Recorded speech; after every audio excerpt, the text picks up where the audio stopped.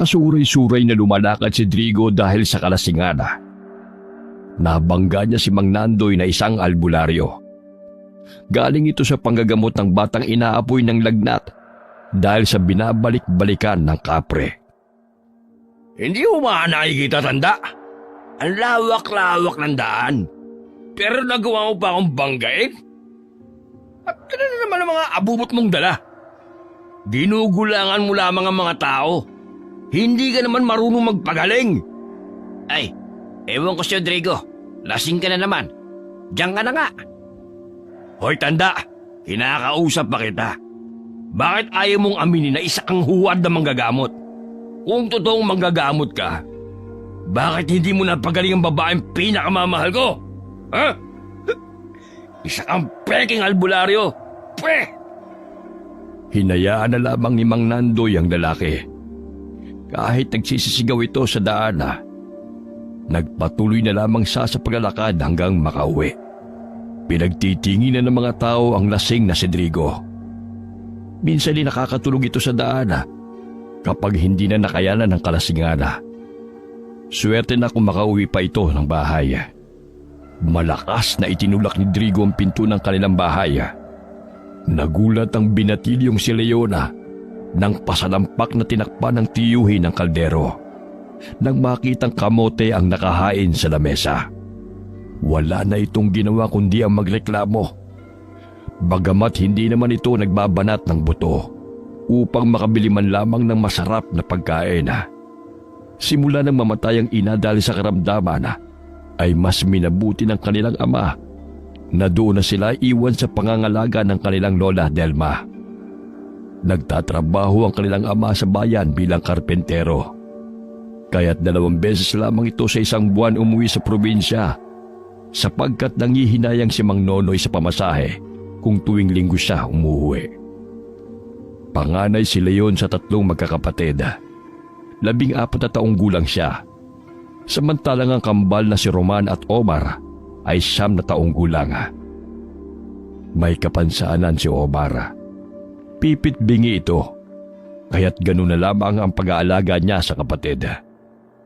Madalas ito ang pinagbubuntungan ng galit ng kanilang tiyo dahil hindi na susunod kaagad ni Omar ang pinag-uutos nito. Gayon pa ba ay masipag si Omar kagaya ng kanyang mga kapatid. Wala ka bang matinong makakain? Halos araw-araw nilagang kamote at saging ang nakahain . Akala ko ba'y nagtatrabaho kayo sa sakahan ni Mang Lope? Wala pa naman po ang anihan, kaya wala pa po kami kinikita, tiyo. Tanging yan lamang po ang nakukuha namin sa taniman. Lintik na buhay ito. Hala, magsitrabaho kayo para may masarap naman akong makain. Nakakaumay na yung mga saging at kamuting yan. Ang mga bata na naman ang pinag-initan mo. Ikaw kaya maghanap ng trabaho para may ilalaman ka sa sikmura mo. Hindi puro alak at sigarilyo lamang ang inaatupag mo sa tuwing kumikita ka ng kakarampot na pera. Swerte na kung dalawin ng kasipagan si Drigo. Nagtatrabaho siya sa sakahan ni Mang Lope. Kung nakakasahod naman ay panay bisyo ang inuuna, imbis na ipambili ng pagkain. Inakay na lamang ni Leon ng 2 niyang mga kapatid patungo sa taniman ng palay ni Mang Lope. Tanging senyas ang kanyang ginagawa upang maintindihan siya ni Omar. Hindi pa umuwi ang kanilang ama, kaya't wala pa silang pambili ng bigas. Patong-patong na rin ang utang nila sa tindahan ni Aling Mona, kaya hindi pa sila makautang muli hanggat hindi pa sila nakakabayad. Kainin niyo na muna yung kamote. Kapag umuwi na si tatay, tiyak may pasalubong yun sa atin. Naalala niyo ba nung nakarang buwan? Di ba binilhan niya tayo ng hopya? Ang sarap nun! Oo, 3 naubos ko, kuya. Sana may pasalubong muli si tatay. Namimiss ko ng kumain ng hopya. Isipin niyo na lamang na hopya to. Napapangiti na lamang ang magkakapatid habang kumakain ng nilagang kamote. Lumapit si Lola Delma sa magkakapatid at sinabayan ang mga ito sa pagkain. Pagpasensyahan nyo na yan, tiyo ninyo, ha? Palaging mainit ang ulo. Ewan ko ba kung saan yan nagmana. Mabait naman ang lolo ninyo. Pinalaki ko naman silang magkakapatid ng maayos. Yan ang bunga ng pagsama niya sa mga kaibigan niyang walang ginawa kundi ang maglasing. Kaya kayong tatlo ha, huwag niyo siyang tularan mga apo. Tumango ang kambal maging si Leona. Matapos kumain ay nagpaalam sila kay Lola Delma na pupunta sa sakahan ni Mang Lope. Nagtulungan ang magkakapatid sa paglalagay ng abono sa mga palay na pananim. Maliit si Omar kaysa kay Romana. Sakitin rin siya, kaya hindi siya hinahayaan ni Leon na mapagod. Madalas ay pinagpapahinga niya ito sa ilalim ng puno ng mangga, bagamat gusto ni Omar na tumulong sa kanila. Basta sandali lang, Omar. Isa pa, hindi ka pwedeng makalanghap ng kemikal. Mamaya hikain ka na naman. Tanggalin mo na lang ang mga ligaw na damo sa paligid. Kapag nakaramdam ka ng pagod, magpahinga ka. Naiintindihan ni Omar ang gustong ipahiwatig ng kapatid sapagkat nagsasalita ito habang umaaksyon. Sinunod naman ni Omar si Leona kung kaya't nagpahinga siya sa tabi ng puno ng mangga. Nagpalinga-linga si Omar sa paligid nang mapansin na may tumamang maliliit na bato sa kanya. Hanggang sa matuon ang kanyang pansin sa punso. Naanimoy doon nang galing ang mga bato. Marahan siyang tumayo at naglakad patungo sa punso. Malapit na sana siya nang hawakan siya ni Roman sa balikat. Omar, ang sabi ni Kuya bawal tayong lumapit sa punso. Baka manuno pa tayo. Gusto mo bang mamaga yung mga paa mo?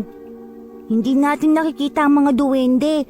Baka maapakan mo't magagalit sila sa'yo.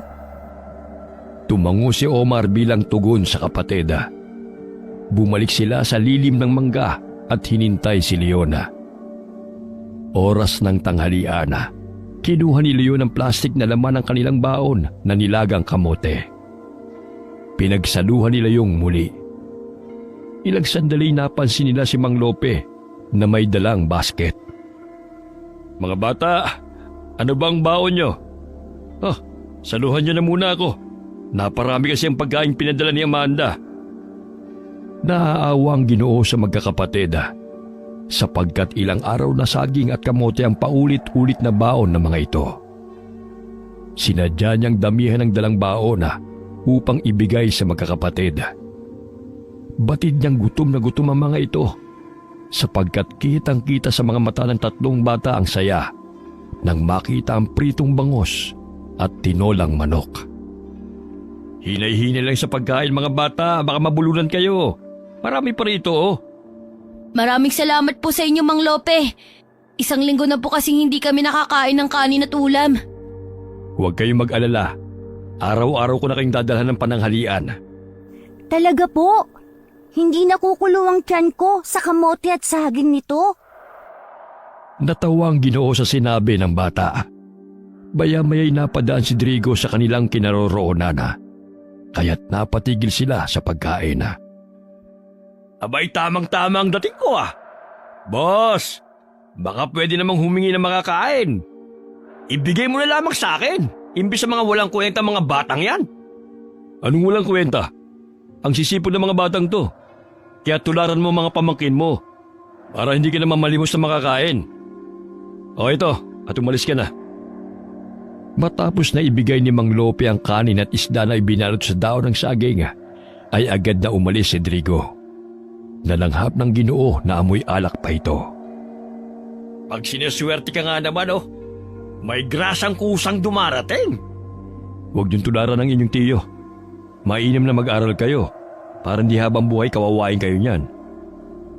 Sa edad na 14, ay nasa ikalimang baitang pa lamang si Leon sa elementarya sapagkat pahinto-hinto siya sa pag-aaral. Malayo ang paaralan sa kanilang tirahan. Mahigit 2 kilometro ang kanyang nilalakad patungo sa kanilang paaralan. Mahirap pa ang daan, kaya sa tuwing tag-ulan ay hindi siya nakakapasok sa eskwela dahil madulas at mapanganib. Lampas na ng kinsenas, hindi pa rin umuwi ang kanilang ama. Nag-aalala na si Leona, baka ano na ang nangyari kay Mang Nonoy. Bakit kaya hindi pa umuwi si ama? Lampas 2 linggo na oh. Baka nagkasakit yun. Wala pa namang mag-aalaga sa kanya ron. Puntahan kaya natin sa pinagtatrabahuhan niya, kuya. Naku, ang layo nun at wala tayong pamasahe. Konti pa lamang ang naiipon ko sa lata. Ang ibang pera kasi, binili ko na ng gamot nang nagkasakit si Omar. Mabuti na lamang ay nagtatrabaho ang magkakapatid sa sakahana. Kahit papano, ay nakatatanggap sila kahit maliit na sahod mula sa pag-aalaga ng mga pananim ni Mang Lope. Nalilibre pa ang kanilang pagkain kahit wala pa ang anihana.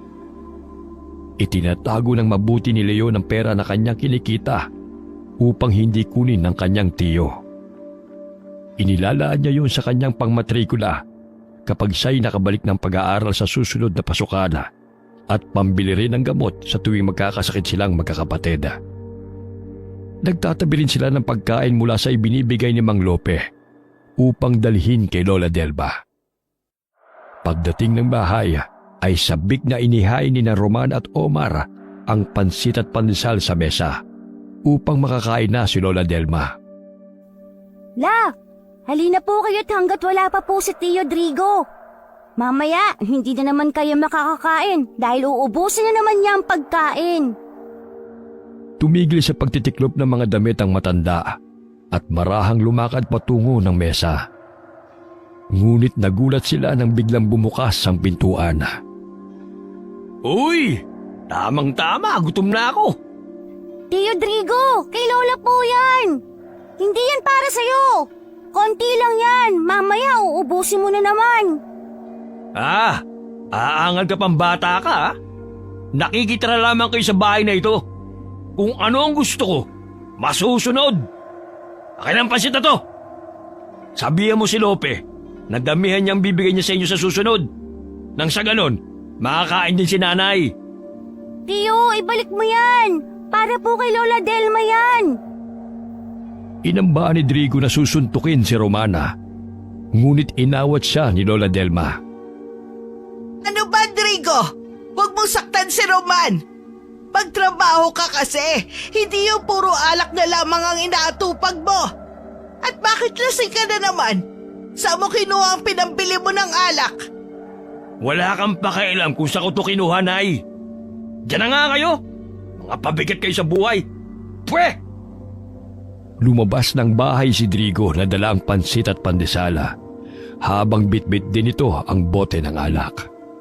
Niyakap na lamang ni Lola Delma ang kanyang mga apo.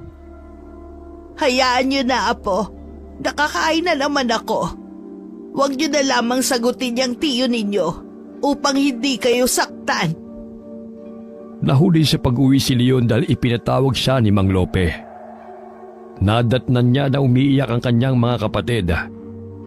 Batid niyang pinag-initan na naman ng mga ito ng kanilang tiyuhin. Pumasok siya sa kanilang silid. Namilog ang kanyang mga mata nang makita niya na nagkalat ang kabinet na pinaglalagyan nila ng damit. Kinabahan si Leon at tinignan ang latang alkansya. Bumungad sa kanyang paningin na bukasyon at nasimot ang laman. Umiiyak siyang lumabas ang silid.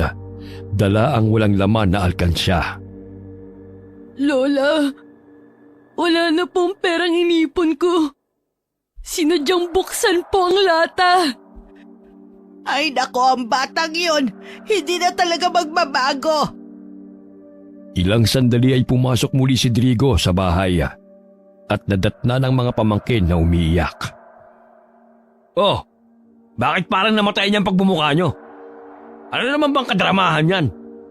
Ikaw bang kumuha ng pera sa alkansya ko, Tio Drigo? Ano naman kung kinuha ko? Lalaban ka?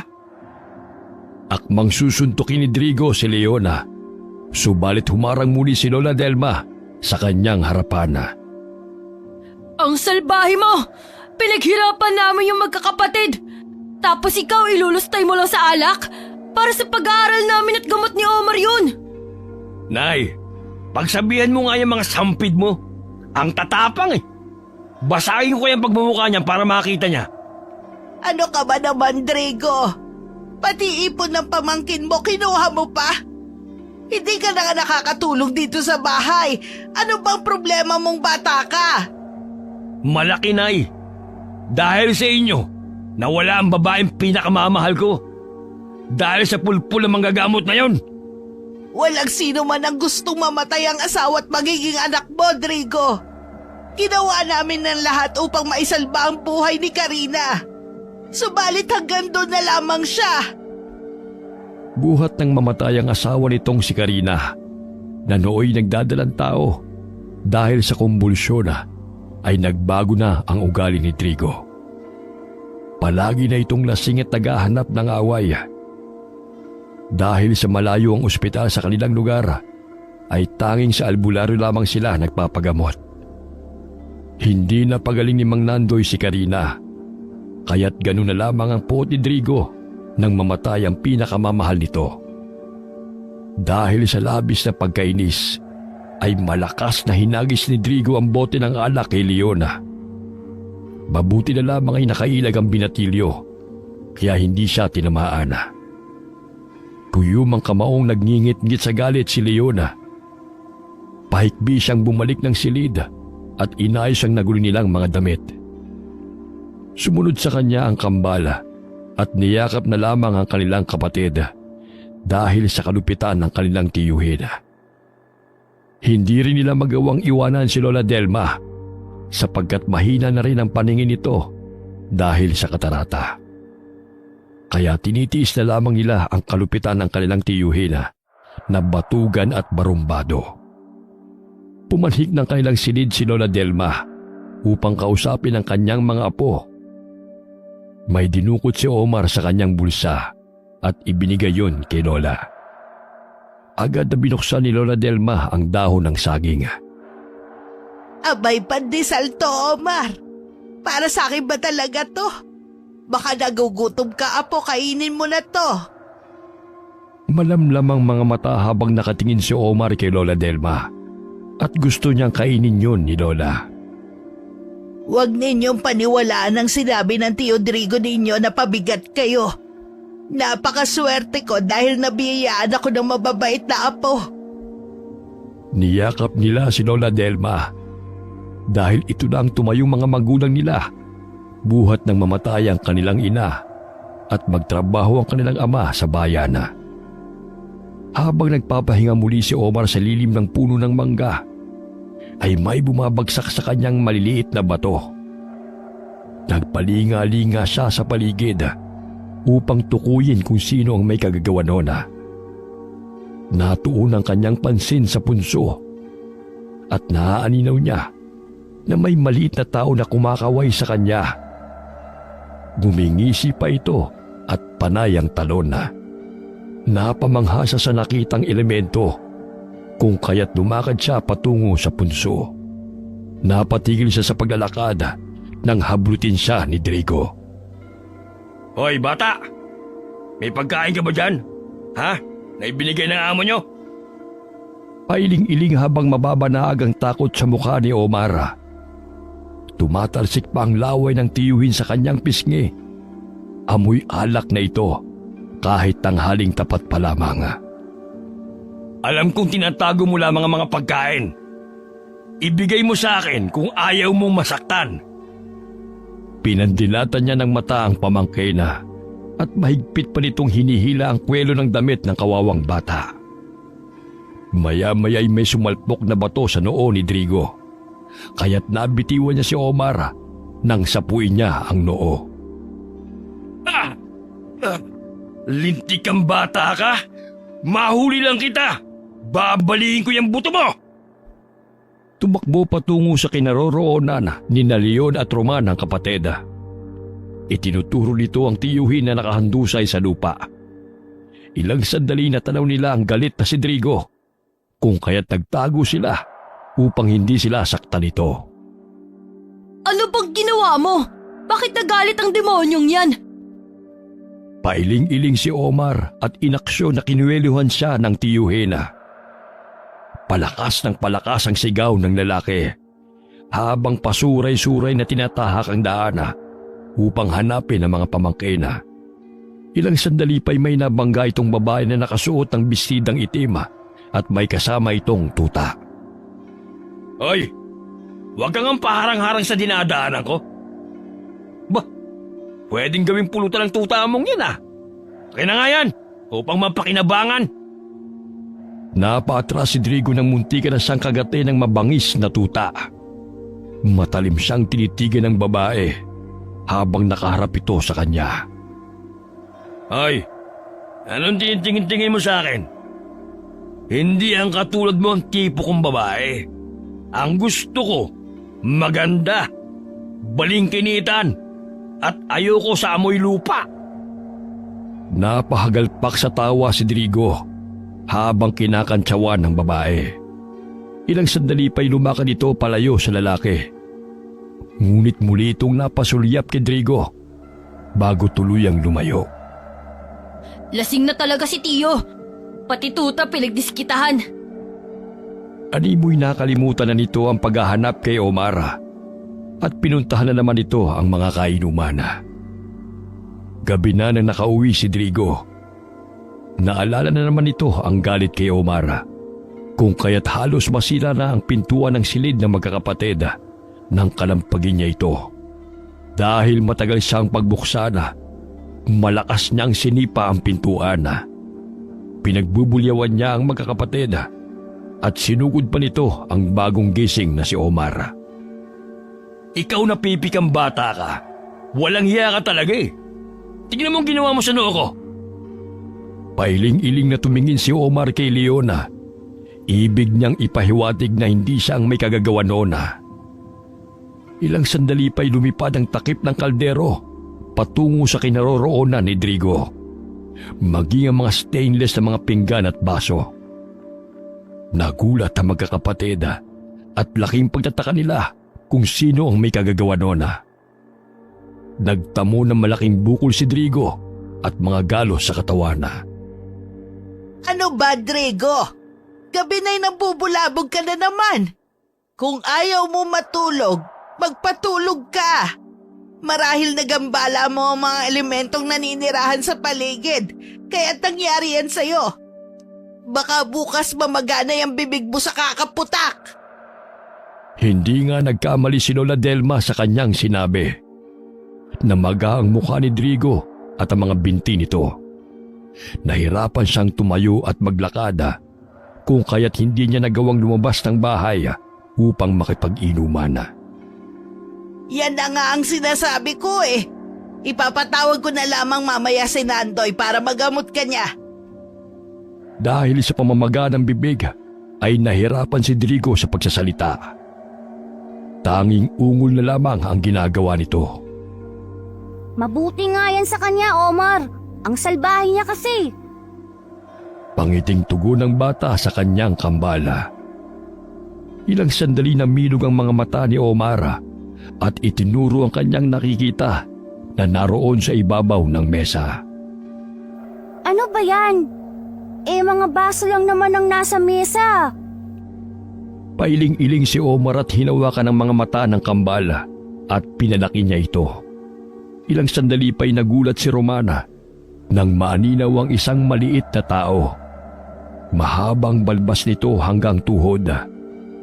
Mga 45 sentimetro lamang ang taas nito. Maya-maya'y nawala rin ito sa paningin ng kambala. Simula ng araw na yon ay palagi nang nagpapakita ang duwende kay Omar.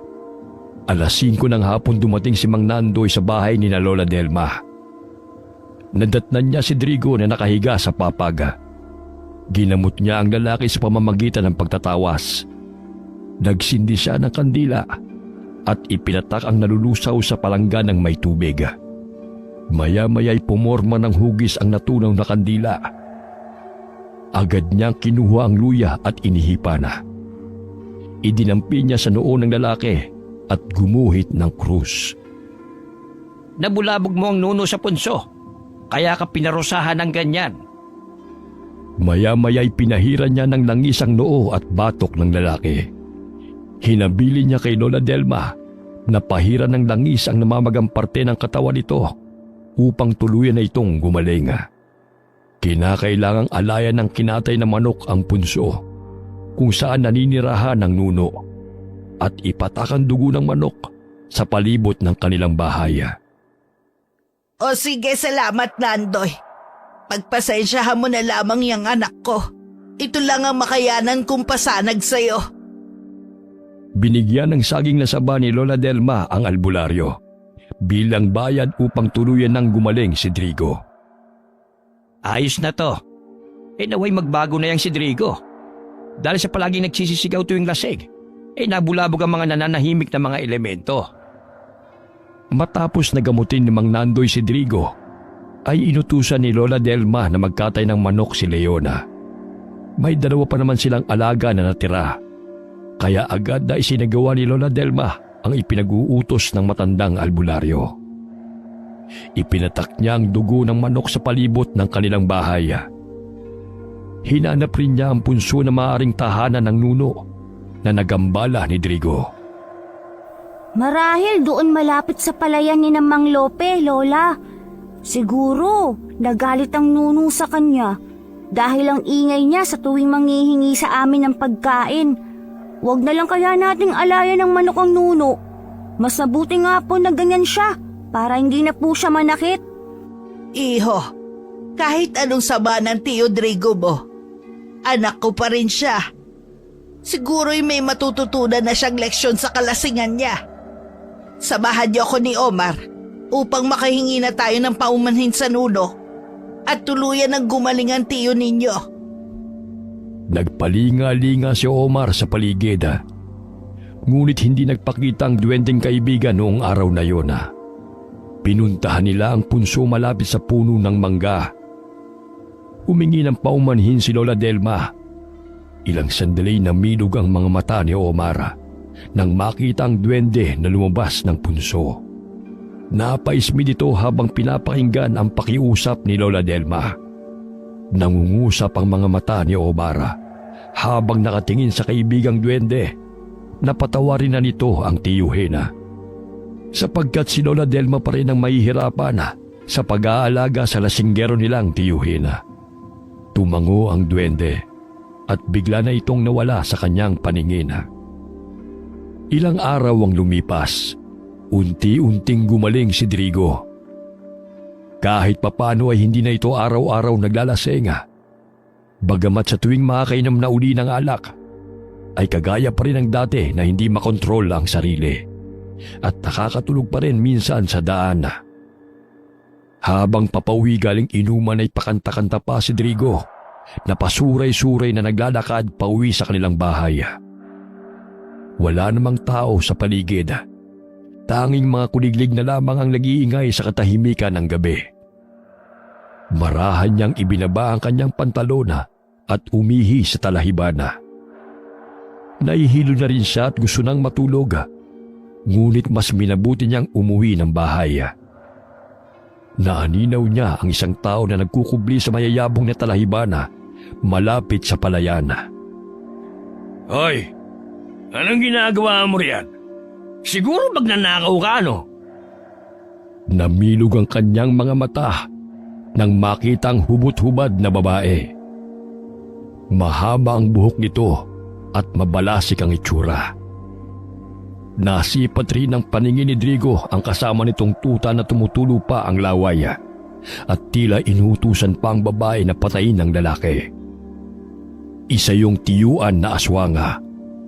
Ang uri ng aswang na ito ay katulad din sa manananggala na ginagamit ang dila upang butasin ang tiyan ng kanyang mga biktima.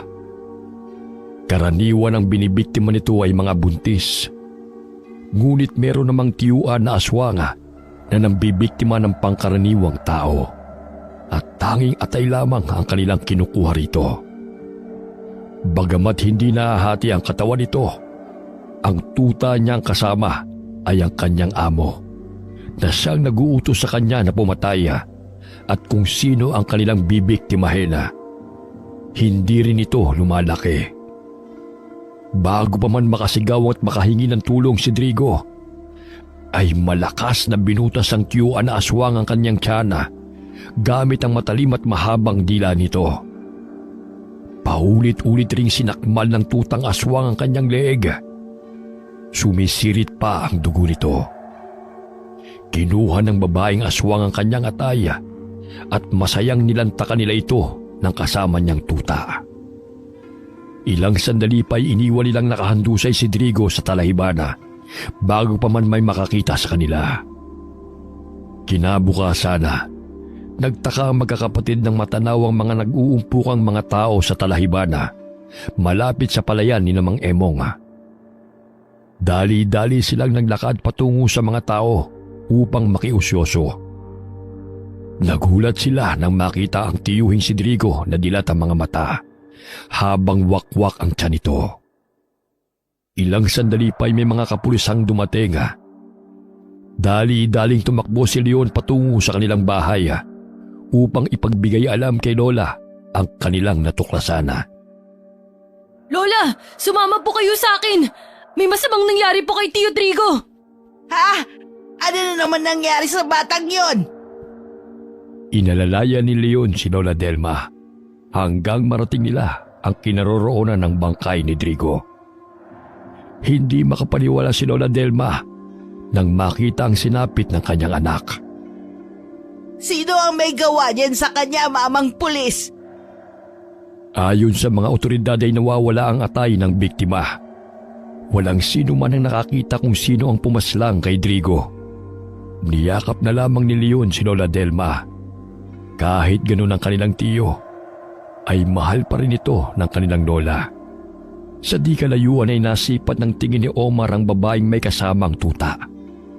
Itinuro ito ni Omar sa kambal. Marahil galing siya sa kabilang bundok. Alam mo naman na maraming dumadaan dito sa atin papunta roon, di ba? Tumango si Omar.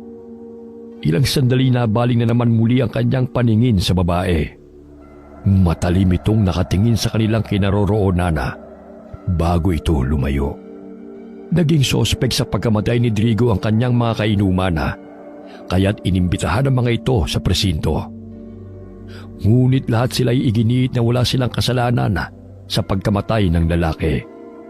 Umuwi ito matapos ng kanilang inuman bandang 9:00 ng gabi. Marahil ay nakatulog na naman ito sa talahibana dahil sa kalasingan. Walang matibay na ebidensya na magtuturo sa mga kaibigan ni Drigo kung kaya't naabuswelto sila sa kaso. Napaawang ang bibig ni Mang Nonoy nang makitang may lamay sa kanilang bahay at may ilang taong naroon. Dali-dali siyang tumakbo upang tukuyin kung sino ang namatay. Kinakabahan siyang pumanik ng bahay sa takot na isa sa kanyang mga anak o ang kanyang ina ang pumanaw. Nagulat siya nang bigla siyang sinalubong ng kambal. Tay, mabuti at umuwi na po kayo. Matagal ka na po naming hinihintay. Pasensya na kayo anak. May tinapos lang na trabaho si tatay. Nasaan ang kuya at lola mo? Sinong nakaburol sa bahay? Nasa poso po si kuya. Si lola naman ay nagsasaing. Si Tio Drigo po ang namatay. Natagpuan siyang walang buhay, malapit sa palayan na wakwakan tiyan. Hanggang may libing si Drigo, ay wala pa ring balita kung sinong salarin sa kanyang pagkamatay. Sa pagpanaw ng tiyuhin, ay nagkaroon ng kapanatagan ng magkakapatid sapagkat wala nang mananakit sa kanila. Matapos ang libing ay nagpaalam si Mang Nonoy sa mga anak dahil kailangan na niyang bumalik sa bayan upang magtrabaho. Aalis na ako mga anak. Leon, alagaan mong yung mga kapatid, lalo na ang lola mo. Mag-ingat po kayo ron, Tay. Nasanay na ang magkakapatid sa pag-alis ng kanilang ama. Gustuhin man nilang makapiling ito, ngunit kinakailangan ito magtrabaho upang kahit papano ay may pantusto sa kanilang pangangailangan, lalo na't matagal pa ang anihana. Nagimbal ang mamamayana dahil sa pagkalat ng balitang may aswang na gumagala sa kanilang lugar. Hindi nakaligtas ang manugang ni Mang Emong nang salakay ng aswang ang kanilang bahay.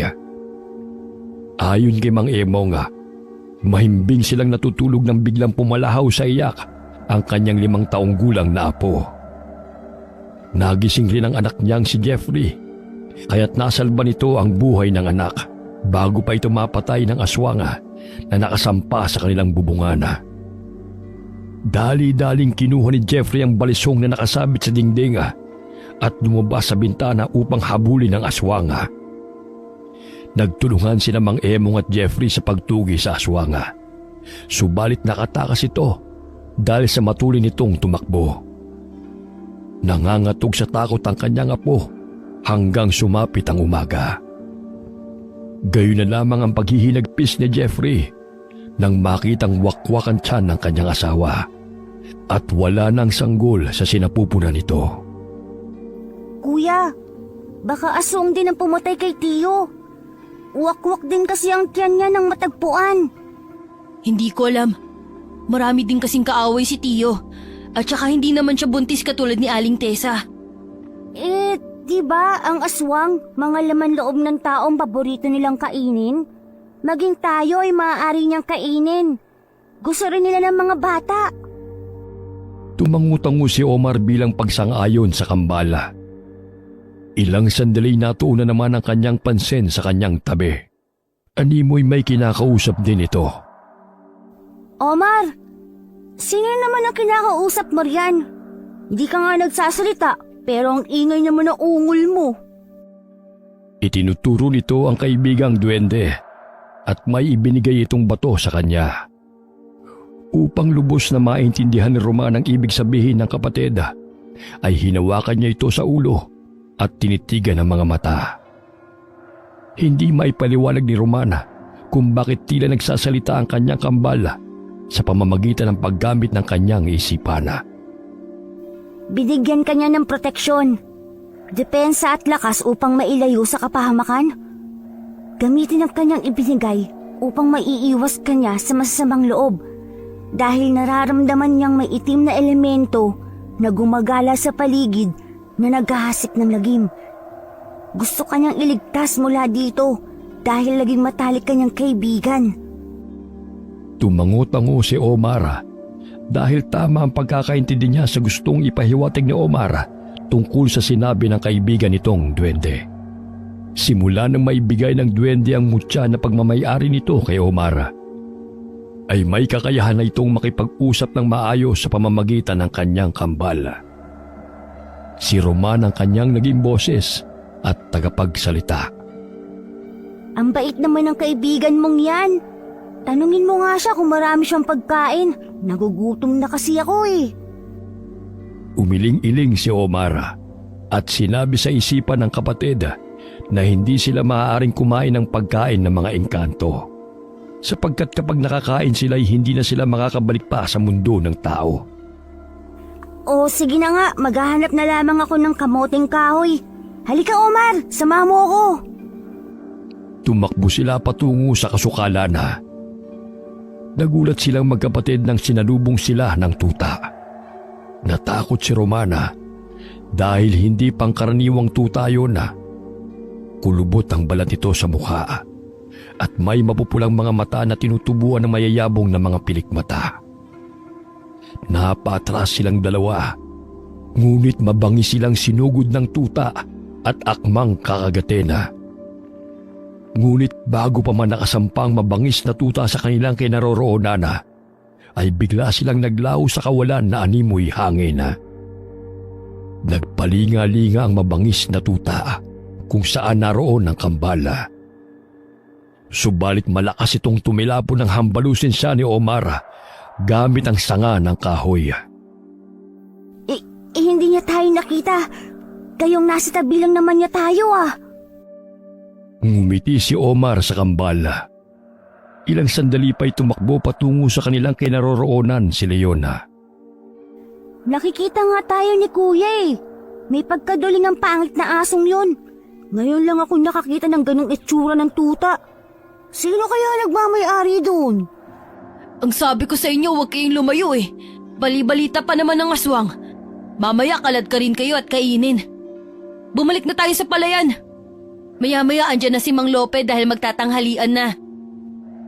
Lingid sa kaalaman ni Romana, dahil sa mutya ng duwende, ay nakakayanan nitong maglaho sa pamamagitan ng telekinesis. Sa tuwing nanganganib ang buhay na may tanga nito, ay kusa itong umiepekto. Habang kumakain ay nakalanghap ng nabubulok na amoy ang magkapatid. Napatigil sila sa pagkain dahil sumasama ang amoy sa malakas na ihip ng hangin. Ano ba yan? Kung saan sarap na sarap ako sa pagkain, tsaka pa may hindi kaaya-ayang amoy. Lumipat na lamang tayo ng lugar, kuya. Jack, nabubulok na dagana naman yan. Lumipat na lamang ang magkakapatid ng lugar upang may pagpatuloy ang pagkain. Ilang sandali pa'y nakita nila ang isang aso na kinakaladkad ang isang nabubulok na laman. Ayan siguro ang pinagmumula ng mabahong amoy. Pinalis nila ang aso at nilapitan nila ang naiwang kinakain nito. Tumambad sa kanilang paningin ang kapirasong binti ng isang sanggol. Hindi pa nakakalis ng palayan si Mang Lope, kaya ipinaalam sa kanya na magkakapatid ang nakita ng mga ito. Tingnan niyo po, Mang Lope. Di ba binti po yan ng sanggol? Ay, oo nga. Saan niyo ba natagpuan yan? Dinala po yan ng aso mula sa kasukalan. Akala po namin patay na hayop ang pinagmumula ng mabahong amoy. Ngunit yan po pala. Agad ay pinagbigay alam ni Mang Lope sa kapitan ang kanilang natagpuan. Bagamat wala pa silang pinaghihinalaang aswang sa kanilang lugar, maliban na lamang kung doon dinadala ng salarena o ng aswang ang kanyang binibiktima. Pinag-iingat ni kapitan ang mga kababaryo dahil sa sunod-sunod na nagim na nangyayari. Lalo na't hindi pa nila tukoy kung sino ang pasimuno ng paghahasik ng nagim sa baryo. Habang naghahapunan ay napag-usapan ng magkakapatid at Lola Delma ang tungkol sa aswang. La, may nakita na po ba kayong aswang dito sa ating probinsya? Noong ipinagbubuntis ko noon ang ama ninyo, si Tia Rosetyo pa lamang ang anak ko noon. Nang may gustong kumuha ng sanggol sa aking sinapupunan, mabuti na lamang matapang ang lolo Tiroy ninyo, kaya hindi nagwagi ang aswang na yon. Gamit ang matalim na gunting na pinanggagapas sa damo, yun ang ginawa niyang sandata upang labanan ng aswang. Nag-away po ba sila? Napatay po ba siya ni Lolo? Nagpambuno silang dalawa. Nasugatan siya ng lolo ninyo sa kanyang dibdib. Ngunit matapos nun, wala na kaming balita sa aswang. Nakatakas siya. Dahil siguro sa takot, hindi na bumalik hanggang sa isilang ko ang tatay ninyo. Matapang po pala si Lolo. Oo, matapang ang lolo ninyo. At higit sa lahat mapagmahal. Ngunit katulad siya ni Omar, ang kaliwa niyang tenga hindi nakakarinig. Bulol din kung magsalita. Napahinto sila sa pag-uusap ng may kumalabog sa bubungan. Tumindig ang balahibo ng magkakapatid.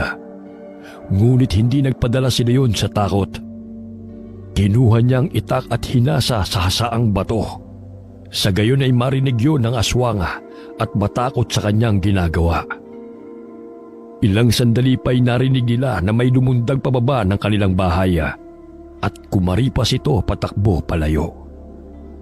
Lola, marahil aswang po yun. Mag-ingat kayo mga apo. Gayong talamak ang patayan. 1 linggo pa lamang namatay si Tessa. Lumulusob na naman ang aswang sa kabahayan. Kahit wala pang hating gabi, nagpapalit sila ng anyo. Kaya nilang magpalit ng anyo.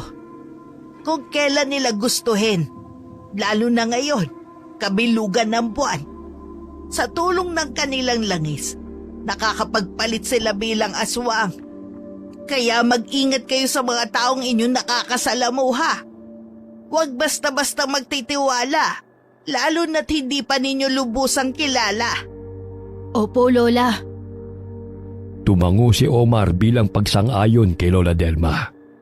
Habang tumatagal ay natutuklasan ni Omar ang kapangyarihan ng mutya na ibinigay sa kanya ng kaibigang duwende. Paminsan-minsan ay nagpapakita ito sa kanya at tinuturuan siya kung paano gamitin at alagaan ito.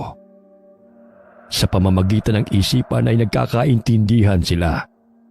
Maging sa panggagamot ay tinuturuan niya ang bata. Si Omar ang napiling bigyan ng mutya ng duwending siguro, sapagkat naramdaman niya na may kakayahang manggamot si Omar at may busilak na kalooban. Biglang nawala siguro nang mapagawi si Lola Delma sa kusina. Naku, Apo, kalawangin na yung bolo ng lolo mo. Baka matetano ka niyan. Ibalik mo yan sa baol.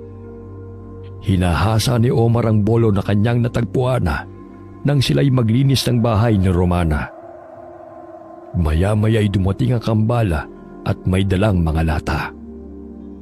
Ano na naman ang gagawin ninyo sa mga latang yan, Roman? Kayo talaga. Baka masugatan pa kayo niyan. Pwede pa naman po itong bolo, Lola. Tingnan mo, tumalas muli. Sayang din po kasi, babalik din po namin yan mamaya sa lagayan. O siya, mag-iingat kayo. Ayoko lamang na mahiwa kayo ng patalim na yan. Iniwan sila ni Lola Delma sa kusina at nagpahinga ito sa papaga. Kinuha ni Roman sa loob ng sako ang ibinigay na paputok na boga ng kapitbahay nilang si Opong. Isa yung uri ng paputok na maihahalin tulad sa kanyong kawayana. Ngunit maliit ito at ginagamitan ng denatured alcohol. Napangiti si Omar nang makita niya yon. Alam mo ba, Omar, malakas ang putok nito? Sayang, kasi hindi mo naman maririnig. Napapangiti pa rin si Omar at naiintindihan ang sinasabi ng kambala. Ano bang pinagkakaabalahan yung dalawa riyan? Kuya, naghahanda lang po kami. Sakaling mapagawi muli dito ang aswang. Boga yan ah. Sino nagbigay sa'yo niyan? Malakas bang pumutok? Opo, kuya. Binigay ni Opong sa akin kanina. Basta huwag mong lagyan ng latang bunganga niyan ah. Delikado kung may dumaan may masasaktan ka pa. At saka ingatan mo ang likidong inilalagay dyan. Baka masunog ka. Mag-iingat naman po kami ni Omar. Bago ko makalimutan, may bigas pala akong dala. Ilayo niyo muna yung boga sa kusina. Baka sumabog pa tayo rito. Magsasayang ako. Sige po, sa ilalim ng papag ko ito lalagay. Kinagabihan matapos maghapunan ay kinuha ni Roman ang bogang paputok upang gamitin nila yon ni Omar. Lumabas sila ng bahay ng kambala at doon nila pinaputok ang boga. Sunod-sunod rin ang putukan na kanilang naririnig mula sa kanilang mga kabaryo dahil ilang araw na lamang ay magpapasko na at nalalapit na ang bagong taon. Si Omar ang nag-i-spray ng likido upang pumutok ang boga. Malakas ang putok na pinakawalan noon kung kaya't napamangha si Roman. Tiyak na aalis ang masasamang espiritu sa ingay nito, Omar. Bagamat bingimana, ay naaaliw si Omar sa tuwing nagpapakawala ng sunod-sunod na putok si Romana. Nagtaka si Roman sapagkat pumapalakpak ang kambal na animoy naririnig ang tunog. Omar, nakakarinig ka na ba? Napalingon si Omar sa kambal. Tumango siya at napapangiti. Konti. At nakakapagsalita ka na rin! Hanep! Boga lamang pala ang gamot upang makarinig ka! Tumakbo papasok ng bahay si Romana. Napatid pa siya sa pananabik na ibalita ang kanyang natuklasan sa kakambal. Lola! Kuya! Nakakarinig at nakakapagsalita na po si Omar! Totoo ba, Apo? Abay, paano nangyari yun? Nagsawa na po siguro si Omar sa pagiging bingi at piti, Lola! Loko-loko ka talaga. Asa na ba si Omar? Tingnan ko kung totoo nga ang sinasabi mo. Nasa labas po siya ng bahay, Kuya Leon. Naninaw ni Leo na tumatalon-talon si Omar dahil sa kasiyahan sa tuwing pinapaputok ang boga. Katunayan na nakaririnig na siya. Tinawag ni Leon si Omar. Napasulyap ito sa kanya at tumakbo patungo sa kapatid. Lumapit ito sa kanila at masayang ipinakita ang boga. Omar, naririnig mo bang putok? Nakakapagsalita ka na raw, sabi ni Roman. Opo, kuya. Totoo nga. Salamat naman sa Diyos at gumaling ka na. Isa to malaking himala, mga apo. Natutuwa ako nakakapagsalita na si Omar. Bagot ka na ba sa pagiging tahimik, Omar? Nakakapanis din kasi ng laway kapag hindi nagsasalita, no? Si Goro pagaling sa akin. Sana nilubos na lang niya ang pagpapagaling sa'yo. Bakit utal-utal pa? Nagsisimula pa lang makapagsalita si Omar. Kaya pa konti-konti, igagaya mo talaga siya sa kadaldalan mo. Oh, pumasok na kayo sa bahay. Ingatan niyo yung paputok, baka mapano pa kayo. Bago pa man makapasok ng bahay ang magkakapatid, ay napansin nila si Mang Ulipo na humahango sa pagtakbo. Binati siya ng magkakapatid at sinabi nitong susunduin niya si Mang Nandoy upang ipagamot ang nagsusuka niyang anak. Dali-dali umalis ang Ginoo upang mailigtas ang buhay ng kanyang anak. Samahan mo ako, Roman. Gamutin na natin ang kanyang anak. Alam mo, Omar, mas mabuti pang kausapin mo na lamang ulit ako sa pamamagitan ng iyong isipan. Mas maintindihan pa kita.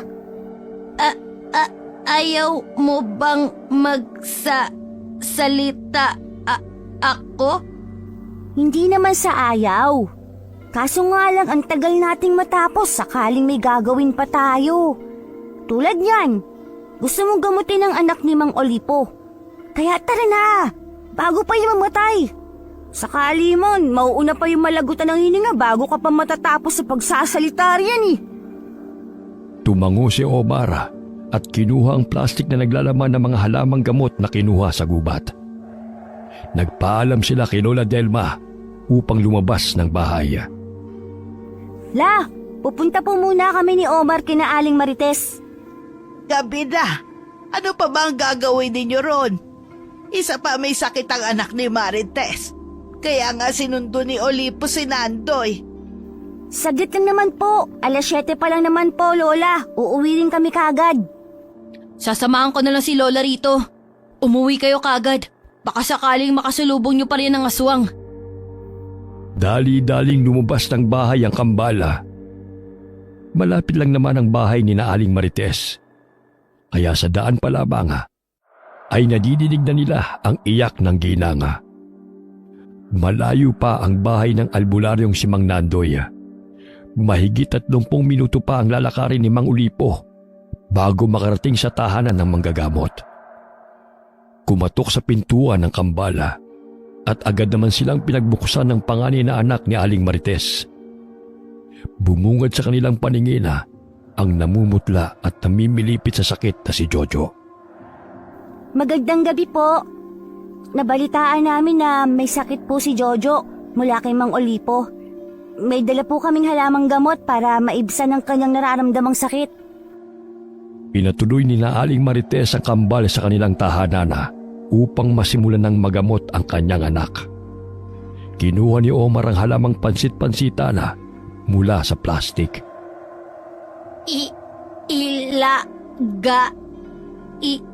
Ito sa sabi ni Goro. Kausapin mo lamang ako sa pamamagitan ng iyong isipan bago pa mawala ng likido sa katawan niyang si Jojo. Bukas ka na lang mag-ensayong magsalita. Bilisan na natin, Omar. Tinulungan ni Aling Marites ang kambal sa paghahanda ng halamang gamot habang hindi pa dumarating si Mang Nandoy. Ayon sa duwending siguro na siyang gumagabay sa kambal sa panggagamot, natipuhan ng masamang elemento ang batang si Jojo nang mapagawi ito sa gubat. Kaya nangyari yun sa kawawang bata. Inumin mo ito, Jojo, upang gumaling ka. Palamigin mo muna ng kaunti, Omar.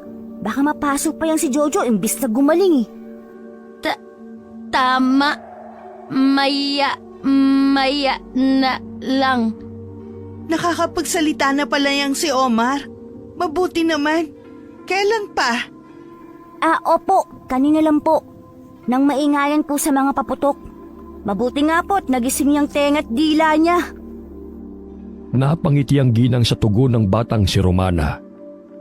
Maging si Omar ay napapatawa.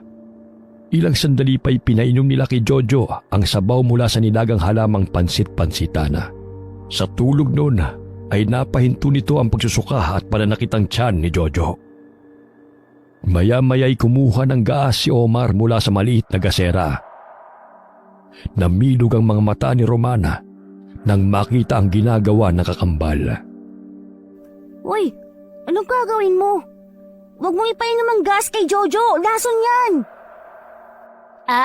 Alam ko. Ipapahid ko lang to sa tiyan niya.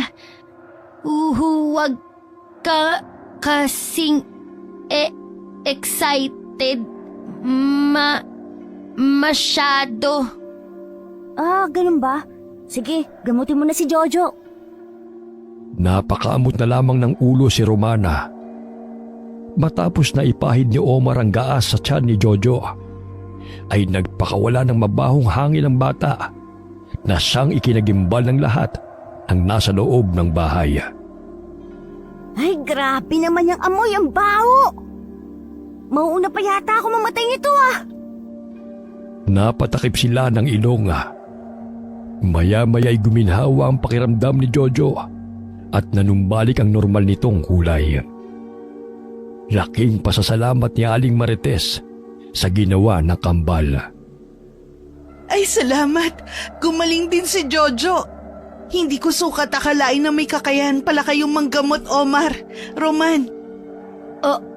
Opo, sa tulong ni Goro.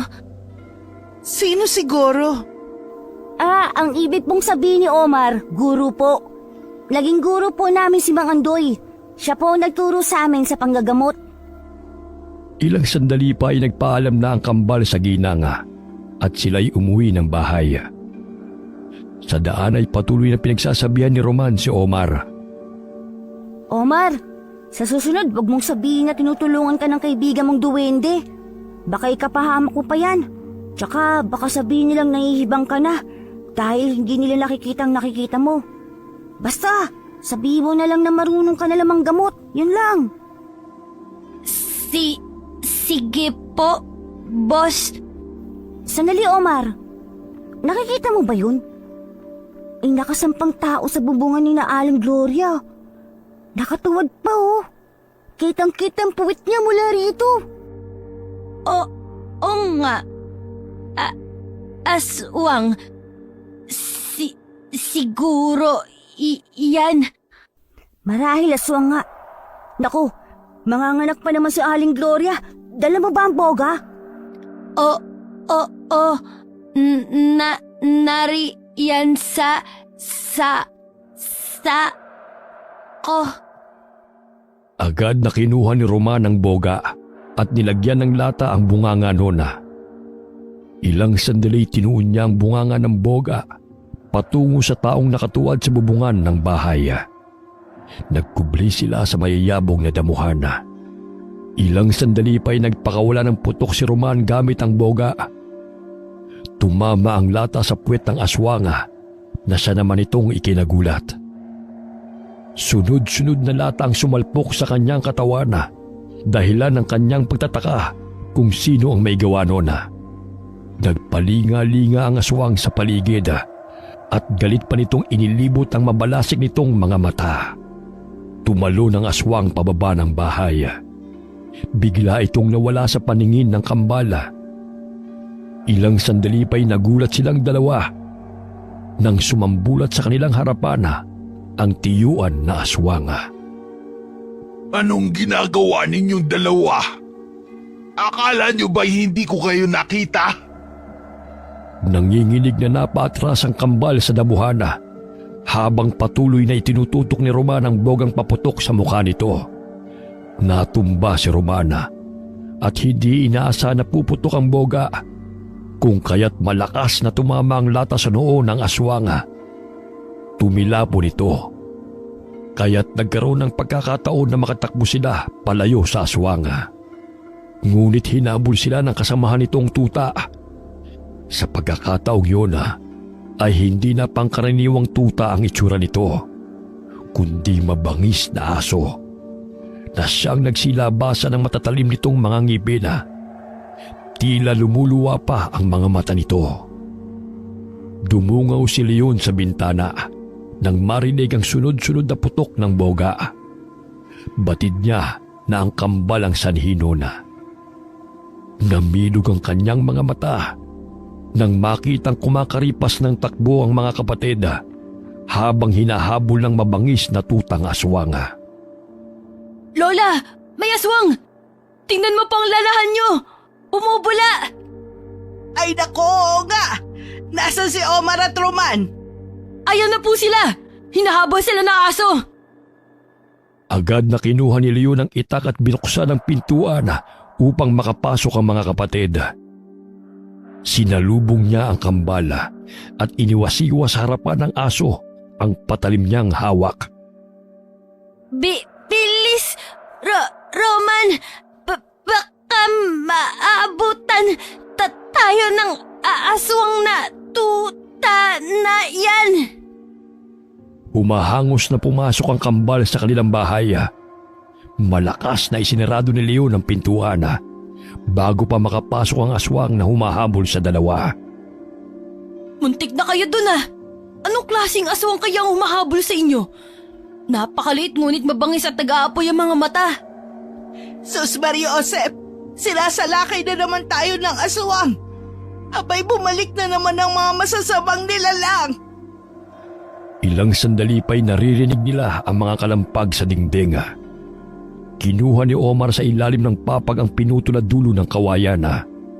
Paulit-ulit niyang hinahampas yun sa dingding sapagkat takot ang mga aswang sa dulo ng kawayan dahil masakit yun sa tuwing lalapat sa kanilang mga katawan. Maihahalin tulad sa buntot ng page. Pinatulis rin niya ang dulo noon upang matagal maghilom sakaling masugatan ng aswang gamit ng kawayang yun. Abay, maalam ka na talaga sa mga pangonta sa aswang Sa tulong ba yan ng kaibigan mong duwende? Nakikita ko din na gamit ni Mang Nandoy noon. Maya-maya'y naririnig na naman nila ang mga yabag na naroon sa bubungana. Sinisira ng aswang ang pawid nilang bubunga hanggang sa bumagsak ito sa loob ng kanilang dampa. Laking takot ni Lola Delma nang bumagsak sa kanyang harapan ang tiyuan na aswang. Napasapusa sa kanyang dibdib at napaatras mula sa kanyang kinatatayuan. Dumurugo ang kanang mata ng aswang dahil sa kagagawan ng kambal. Akala niyo ba'y matatakasan ninyo ang ginawa ninyo sa akin? Pwes, papatayin ko kayong lahat! Lalo na kayong mga bubwet! Tingnan niyo ang ginawa niyo sa mukha ko! Wala naman yung pinagbago. Pangit pa rin. Anong sabi mong walang yakang bata ka? Minana mo na yata ang pagkabingi ni Omar. Ang sabi ko, mas lalo kang pumangit. Biglang itinutok muli ni Roman ang boga sa mukha ng tiyuan na aswang at walang pagdadalawang isip na pinaputok yun kung kaya't tinamaan na naman ito sa ilong. Diyos ko mga apo, mag-iingat kayo sa mga aswang na yan! Lola, umalis na tayo rito. Ayokong saktan ka ng aswang. Inalalayan ni Omar si Lola Delma palabas ng bahay. Samantalang ang tutang aswang ay sinugod ni Leona upang hindi nito maabutan sina Lola Delma at Omar. Nakasalubong ni na Omar si Mang Nandoy, kaya't humingi sila ng tulong sa matandang manggagamot. Nandoy, tulungan mo ang aking mga apo! Sinusugod kami ng aswang! Ngunit kailangan munang gamutin ang aking anak bago pa ito lumala. Magaling na po siya. Paano? Kani-kanina lamang ay halos mamatay na siya sa sakit. Inom na po siya ng gamot. Dali-daling tumakbo sa kanilang bahay si Mang Ulipo kasama si Lola Delma at Omar. Nadatnan niya roon ang mag-anak at mahimbing na natutulog na si Jojo. Guminhawa na ang pakiramdam ni Jojo sa tulong ng kambal. May dala silang halamang gamot. Kung kaya't nalunasan ang naramdamang sakit ni Jojo. Olipo, tulungan mo ang aking mga apo. Sinasalakay sila ng mga aswang. Lola, ito po ang gamitin ninyo sakaling pumunta rito ang aswang. Balikan ko po sila. Omar, tumito ka na lang apo. Nandun na naman si Nandoy upang tulungan sila. Kailangan ko pong tulungan si Kuya at Roman. Ibinigay niya ang patpat na kawayan kay Lola upang maging sandata laban sa aswanga. Umiiyak si Lola Delma sa pag-aalala sa maaaring sapitin ng mga apo sa kamay ng mga aswanga. Magkasamang lumabas ng bahay sina Mang Ulipo at Omar at sabay nilang tinungo ang kinaroroonan ni na Roman at Leona. Isinaradong mabuti ni Aling Marites ang kanilang bahay upang hindi makapasok ang aswanga. Sabay silang nanalangin ni Lola Delma upang makaligtas mula sa kapahamakan ang mga mahal nila sa buhay. Nadatna nila roon ang tiyuan na aswanga na patuloy na nilalabanan ng magkapatid. Naroon din si Lolo Nandoy na siyang humarap sa aswanga. Hoy, tanda! Hindi ikaw ang aking pakay! Itong mga pakialamerong mga bata ang buwisit sa aking buhay! Sino nagsabi sa iyong maaari mong saktan ng mga bata? O kahit sino man dito sa baryo? Lumayas ka ngayon din! Sino ang gusto mong saktan ko? Ikaw? Huwag kang mag-alala dahil papatayin rin kita! Inilabas nito ang mahaba niyang dila upang ipulupot sa leeg ni Mang Nandoy. Subalit malakas yung hinampas ng buntot pagi na matanda. Biglang pumalahaw si Leo ng sakmali ng tutang aswang ang kanyang paa. Bumao ng matatalim nitong mga ngipin sa kanyang laman. Roman! Tulungan mo ako! Aray! Ang sakit! Bitiwan mo si Kuya! Aswang! Bitiwan mo siya! Nataranta si Roman kung ano ang kanyang gagawin. Kaya't paulit-ulit niyang hinampas ng bogang paputok ang tutang aswanga na sumasakmal sa kapatid. Subalit hindi ito natinaga. Maya-maya'y dumating si Omar. Nakita niya ang ginawa ng tutang aswang kay Leona. Kaya't kinuha niya ang boteng denatured alcohol na nahulog sa sahig. Ibinuhos niya yun sa katawan ng aswang na tuta. Agad niyang sinindihan ng posporo at inihagi sa tutang sumasakmal sa kanyang kapatid. Lumiyab ang katawan ng tutang aswanga, kaya't nabitiwan ito si Leona. Ilang sandali malakas na tinadyakan ni Omar ang tutang aswanga, kaya't tumilabon ito sa talahibana. Humahangos na napasandal sa dingding si Leona. Umaagos ang dugo mula sa kanyang malaking sugat. Kuya, Kailangan malapatan ng pangunahing lunas ang sugat mo. Baka matindi ang rabies ng tutang aswang na yan. Umiiyak na tumakbo si Roman patungo sa poso at kumuha ng sabong panlaba at tubig. Agad niyang hinugasan ang sugat ng kapatid upang linisin yun. Tiisin mo lamang ang sakit, kuya. Kailangan nating gamutin ito. Nakalayo na ang tuta na aswang. Ito ang tiniktik na bawang itapal sa sugat ni kuya. Agad na sinunod ni Roman ang inutos ng kambala. Ibinigay rin ni Omar ang ilang kapiraso ng bara sa kapatid upang hindi kumalat ang rabis na dala ng aso sa katawan ni Leona. Sapagkat mabilis kumalat ang rabis na sanhi ng kamatayan. Ang bara ay isang bagay na kawangis ng magnet. Ngunit ginagamit yon upang humigop ng rabis sa mga sugat na sanhi ng kagat ng hayop. Madalas ay nakukuha sa mga aso. Karaniwan itong ginagamit sa mga probinsya, partikular sa Visayas. Idinidikit ito sa sugat at hindi nalalaglag hanggat may rabis pang naroon.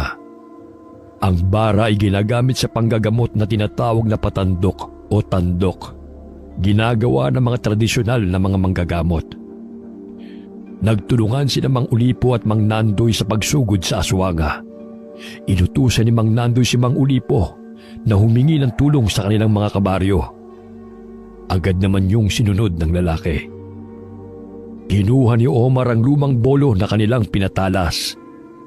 Naaninaw niyang nagpagulong-gulong sa damuhan ng matandang manggagamot at ang tiyuan na aswanga. Kaya't lumapit siya roon upang tulungan si Mang Nandoy. Umusal siya ng kataga sa pamamagitan ng kanyang isipan upang humingi ng tulong sa kanyang kaibigang duwende at mutyang tangan. Mutya ng duwende, kaibigang Goro na siyang aking gabay, na nanggaling sa puti ang kataas-taas ng lahi ng mga duwende. Bigyan mo ko ng sapat na lakas at proteksyonan ako mula sa masasama. Ako'y nananalangin, naway iyong tugunan ng aking hiling. Matapos humingi ng tulong sa mutya ng duwende sa pamamagitan ng kanyang isipan, ay umilaw ang mutyang bato sa kanyang kwintas. Tumakbo ng matulin si Omar patungo sa kinaroroonan ng tiyuan na aswanga. Ngunit humarang sa kanyang daan ang sunog na katawan ng tutang aswanga na siyang amo ng babaeng aswanga. Hindi yun pangkaraniwang tuta sapagkat marunong din yung magsalita, katulad sa mga aswang na nagbabagong anyo o ang sinasabing nagtigbaliwa. Iwinasiwas nito ang ulo at dumundag patungo sa harapan ni Omar.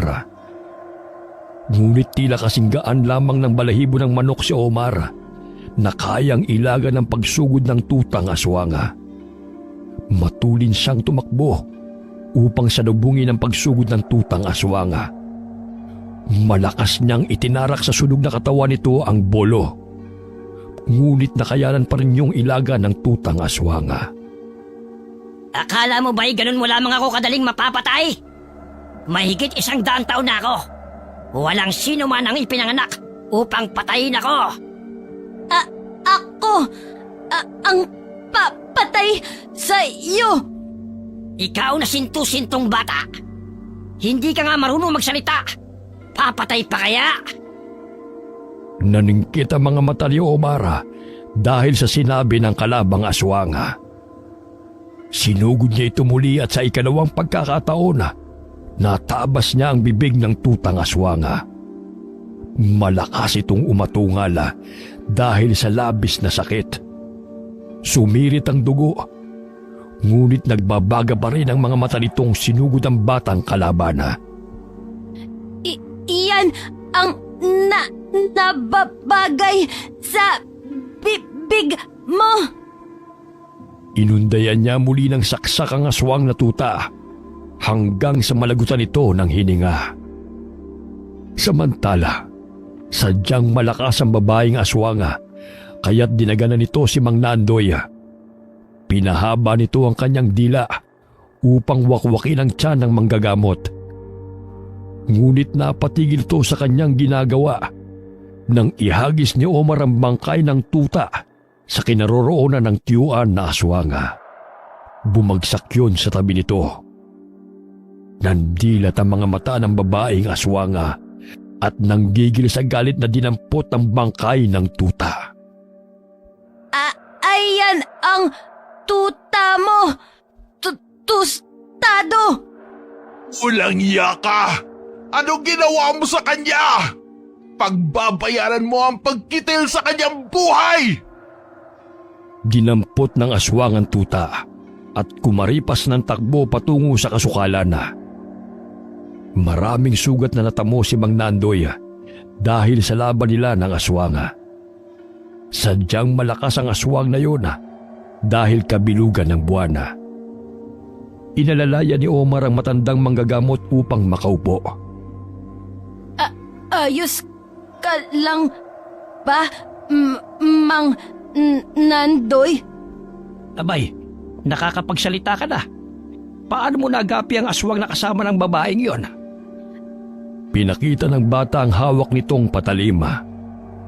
Inakay niya ang matanda patungo sa kanilang bahay upang gamutin ang natamo nitong mga sugat. Ilang sandali pa'y dumating ang kanilang mga kabaryo kasama si Mang Ulipo. Ngunit hindi na nila nadatna ng aswanga. Nakatakas ang aswang. Sige, hanapin niyo na muna, baka nariyan lamang yan sa paligid. Pinuntahan ni Omar ang mga kapatid na nooy patuloy na ginagamot ni Roman ang sugat ni Leon. Animoy magnet na nakadikit ang mga barang na inilagay ni Roman sa sugat ng kapatid. Kahit na ginagalaw niya ito, hindi pa rin yun natatanggal. Mabuti na lamang ay meron pa tayo nito. Sadyang maraming rabies sa sugat mo, kuya. Nakakangalay na nga. Kumikirot na rin ang sugat ko. Inalalaya ni Roman at Omar si Leon upang makahiga sa papaga. Ngunit hindi pa rin nalalaglag ang mga bara na kumakapit sa sugat nito. Sumapit ang umaga. Ngunit hindi pa rin nakikita ng mga tao ang tiyuan na aswang na nakalaban ni Mang Nandoy. Nakatulog ang magkakapatid sa papaga. Pagkagising ni Omar, ay napansin niya na nalaglag ang isang bara na nakadikit sa sugat ng kapatid. Sumunod din ang tatlong inilagay niya. Idinikit niya yung muli sa sugat, ngunit nauhulog na ito. Napangiti siya sapagat batid niyang nahigop na ng bara ang lahat ng rabies. Ginising niya ang mga kapatid upang ipaalam yon. Nagising si Mang Nandoy sa ingay ni Omar. Nasisigurado rin ng matandang lalaki na wala nang ang rabies na kumalat sa katawan ni Leona. Naglaga siya ng makabuhay na halaman na ipanguhugas sa sugat ng binatilyo upang hindi maimpeksyon at mamatay ang mga bakterya sa sugat. Maya-maya'y dumating si Lola Delma na may dalang nilagang kamote. Maluha-luha niyang tinungo ang kinaroroonan ng mga apo at niyakap niya ang mga ito. Mabuti't ligtas kayo mga apo. Mag-agahan muna kayo. Batid kong gutom na kayo. Inilibot ni Lola Delma ang paningin sa loob ng bahay. Nakita niya ang pinsala na dinulot ng aswanga. Ngunit nagpapasalamat pa rin siya sapagkat buhay ang kanyang mga apo. Abay, hindi ko sukat akalain na matatapang pala itong mga apo ninyo, Nana Delma. Lalo na yan si Omar. Maliit lamang, ngunit napatay niya ang alagang tuta ng aswang. Nabalitaan ni Mang Lope ang nangyari sa magkakapatid, kaya pinuntahan niya mga ito at kinumusta. Naawa siya sa kalagayan ng mga ito, lalo na nang makitang nasira ang tinitira nilang dampa. Magandang araw, Lola Delma. May pagkain po pala akong dala para sa inyo. Kumusta na po kayo at ang mga bata? Nagpapahinga po sila sa kanilang silid. Si Leon may malaking sugat sa binti. Kaya pansamantala muna siyang hindi makakapagtrabaho sa inyong palayan, Ginoong Lope. Lumabas ng silid ang kambal at kinausap ang Ginoo. Maging si Leon ay paika-ikang lumabas. Magandang araw po, Mang Lope. Pasensya na po, hindi ako nakapanik ng palayan ngayong araw. Ayos lang yon. Nag-aalala lang naman ako nang mabalita ko nangyari sa inyo mula kay Mang Nandoy. Nakasalubong ko kasi sa kanina at nakita ko marami siyang sugat. Ayun, naikwento niya sa akin ang nangyari. Kaya kinakailangan natin mag-ingat. Lalo na kayo. Batid kong babalik ang aswang na yun. Napagpasya ni Mang Lope na ipaayos ang bahay na tinitirhan ng magkakapatid at ni Lola Delma.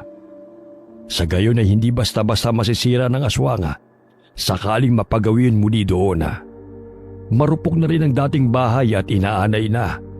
Kaya madaling nasira ng aswang ang kanilang dampa.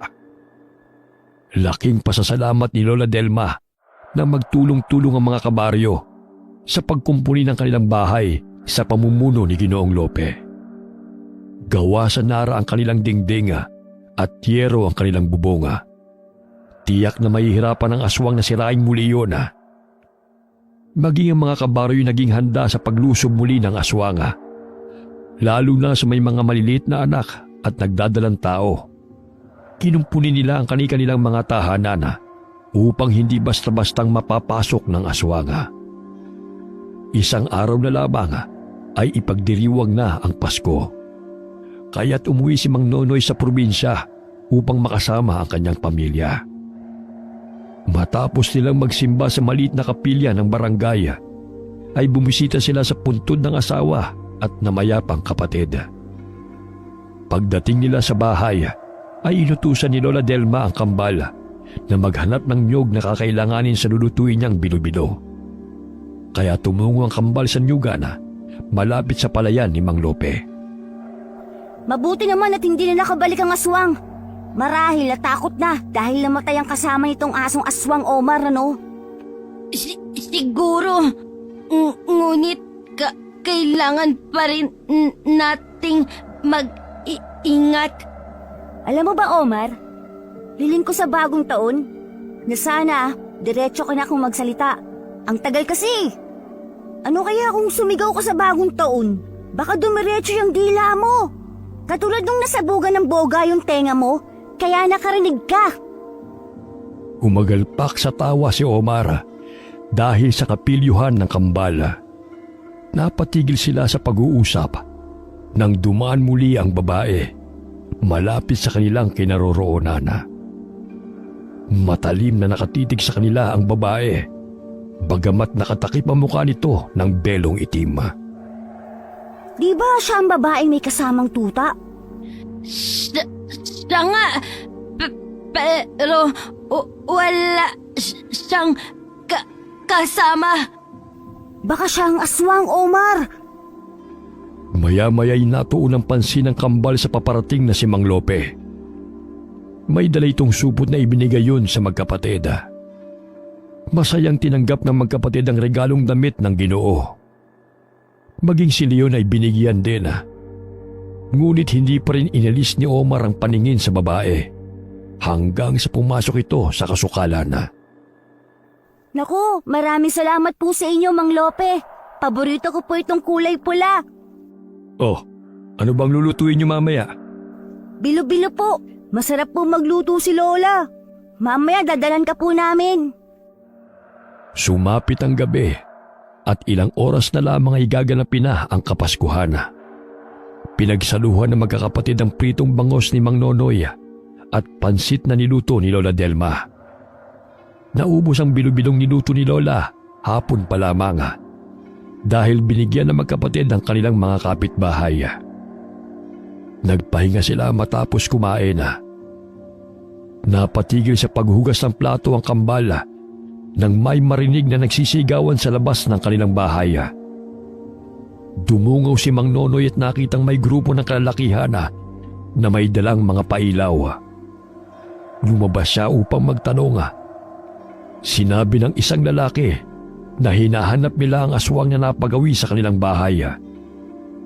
Narinig yun ng kambal at nabatid nila na bumalik na naman ang aswang na kanilang nakalaban. Napalingon sila sa di kalayuan nang marinig ang sigaw ng isang lalaki. Hinablot ito ng tiyuan na aswang at walang awang winakwak ang tiyan nito gamit ang mahaba nitong dila. Kinuha nito ang atay ng lalaki bago ibinagsak sa lupa. Agad na kinuha ni Roman at Omar ang patalim. Hindi pa masyado naghihilom ang sugat sa binti ni Leona, kaya't hindi pa ito nakakalakad ng maayos. Kuya, bantayan mo na lamang muna si Lola Delma. Kami na magbabantay ni Omar sa labas ng bahay. Baka umaaligid ang aswang na yun rito. Bakit pa kayo lalabas? Sadyang mapanganib. Dumito na kayo. Sasamahan na lang natin si Lola. Diyan lang naman kami sa labas eh. Kasama ko naman si Omar. Tsaka may powers yan si Omar. Kaya hindi kami masasaktan ng aswang na yun. Ang alam ko, kilikili powers lang ang meron kayo. Kaya dumito na kayo. Ang kukulit nyo eh. Sasamahan namin si tatay, sakaling mapano siya. Lumabas ng bahay ang kambala at sumama sa mga kalalakihang naghahanap sa aswanga. Pinahira ni Omar at Roman ang mga patalim nilang dala ng katas ng dayap. Sa pamamagitan noon ay matagal maghilom ang sugat ng aswanga sakaling masugatan ito. Habang naghahanap sa talahibana ay biglang nabuwal si Romana nang may pumulupot sa kanyang paa at hinila siya patiwarik. Namilog ang kanyang mga mata nang pataas siya ng pataas at nabitiwan ang hawak niyang patalim. Omar, tulungan mo ako! Ayoko pa mamatay! Nagulat si Omar nang makitang nakalambitin ang kapatid dahil kinakaladkad ng aswang na nooy palipat-lipat sa mga puno. Umusal ng orasyon si Omar sa pamamagitan ng kanyang isipan. Ilang sandali nagkaroon ng hindi pangkaraniwang lakas si Omar. Nakita niyang lumitaw ang kaibigan niyang duwende sa kanyang tabi at sinamahan siya nitong habulin ng kanyang kambala. Animoy ibon lamang siya na palipat-lipat sa puno ng kahoy. Namilog ang mga mata ng aswanga nang maaninaw na sinusundan siya ng bata na kamukha ng batang kanyang biktima. Pilit na iniabot ni Omar ang bolo sa kambala upang gamitin yon laban sa tiyuan na aswanga. Napabuntong hininga si Roman nang mahawakan ng patalim at sinaksak ang nakalawit na dila ng aswanga na siyang nakapulupot sa kanyang paa. Ngunit namilog ang kanyang mga mata nang mabitiwan siya ng aswanga at makita ang taas na kanyang babagsakan. Malakas na palahaw ang pinakawalan ng aswanga dahil sa naputo ng dila nito. Kasabay ng malakas na sigaw ni Romana nang babagsak ito sa talahibana. Napamangha si Roman ng animoy lumulutang siya sa ere na tila lumilipad. Ginamitan siya ng mahika ni Goro upang hindi siya masaktana. Bumagsak siya sa talahibana na hindi man lamang nakaramdam ng sakit. Ilang sandali pa'y nagulat si Romana nang marinig ang sunod-sunod na putok na pinakawalan ni Omar kasama si Opo na nagbigay sa kanya ng boga. Pinaputukan nila ang tiyuan na aswanga. Sunod-sunod rin ang mga latang sumasalpok sa aswanga kaya't hindi na nito nagawang makaalis sa puno na kanyang sinasampahan. Inaabang na rin siya ng mga tao sa maaari niyang daanan. Wala ka nang kawala ngayon. Umatungal sa galit ang aswanga, ngunit bigla itong bumagsak sa lupa nang may tumamang sibat sa kanyang noo. At nakita nila sa kanilang likuran si Mang Nandoy na albularyo. Pasinok-sinok na ng isayang tiyuan na aswanga habang pilit na binubunot ang sibat na bumaon sa kanyang noo. Sa Kapaskuhan ka pa talaga maghahasik ng lagim. Wala kang pinipiling araw. Sumusuka ng dugo ang aswanga. Ilang sandali pa'y huminto na ito sa pangingisaya at nalagutan ng hininga. Bumungad sa mga tao ang aswang na naghahasik ng lagim sa kanilang baryo, lalo na sa pumapatay ng mga sanggol at buntis. Nakilala ni Kapitan ang babae na siyang nangihingi sa kanya ng mga prutas na naninirahan sa tuktok ng bundok. Ilang araw ang lumipas matapos mamatay ang tiyua na aswanga. Naging payapa ang baryo. Hanggang sa sumapit ang bagong taon na at masaya nila yung sinalubong. Wala nang sasaya pa na makapiling ang pamilya. Simple man ang handaan na siyang inihahain sa hapag. Ngunit ang pagmamahala ng bawat miyembro ng pamilya ay siyang mahalaga. Hanggang nabubuhay pa ang ating mga mahal sa buhay, ay bigyan natin sila ng oras, panahon at halaga. Sapagkat hindi natin alam kung kailan pa tayo mananatili sa mundong ibabaw. Ang tunay na diwa ng Pasko ay ang pagmamahala ng bawat isa. Wakas. Kasuray-suray na lumalabas